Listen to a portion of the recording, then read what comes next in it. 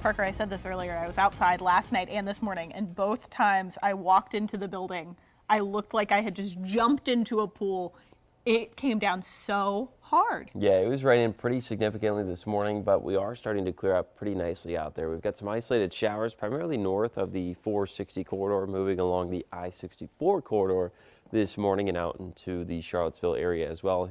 This is a live look at radar. A couple of showers continuing to push along parts of the region, but a lot of these are very light to moderate in nature. So no longer dealing with the heavier rains that we were seeing right around midnight last night. So starting to clear up, and we'll continue to do so. Here's a look at Futurecast. Once we get to the early afternoon hours, we'll actually be mostly clearing with some partly cloudy skies left over. And you'll notice that areas along the Blue Ridge are going to be a little bit on the mostly cloudy side just because the overall nature of the flow. Winds are going to be from west to east, so winds are going to be banking up on the western side of the mountains rather than the eastern side of the mountains. So areas of the Piedmont are going to be clearer, whereas areas along the New River Valley and the highlands on the western side of the mountains are going to be a little bit cloudy for your Thursday. Here's a look at your dog walking planner. We are dealing with some of those rain showers eventually coming to a halt right around the 9 o'clock hour or so. So if you are planning on walking the dog within the next couple of hours, if you've got a raincoat, bring it along for them, or you're going to have to dry them off like I had to earlier this morning.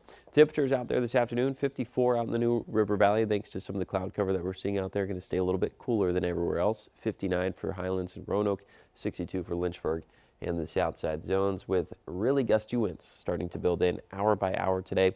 Later this afternoon, evening, and overnight, we'll see some gusty winds between about 20 and 30 miles per hour with sustained winds between about 10 and 15, maybe a little bit higher than that at times. Now, that's going to be blowing around a lot of the leaves that are starting to change color out there. We're dealing with some moderate to high to peak amounts of color out there. And then fast forward to about a week from now, we'll start to see some peak to past peak colors. So areas like Southside and Lynchburg, maybe around Peaks of Otter, are going to be dealing with some really, really nice colors out there later next week. And a little bit of science behind some of the leaves. We have chlorophyll, which keeps the leaves the color green, creates a glucose or a sugar, and as the sun starts to decline in terms of latitude and we get lesser intensity of the sun each and every day, we start to choke off some of that process of the leaves feeding the tree and that essence of sugar out there. So that's what we're seeing right now, and as that chokes off, a lot of the sugar gets stuck in the leaf and we are left with that beautiful color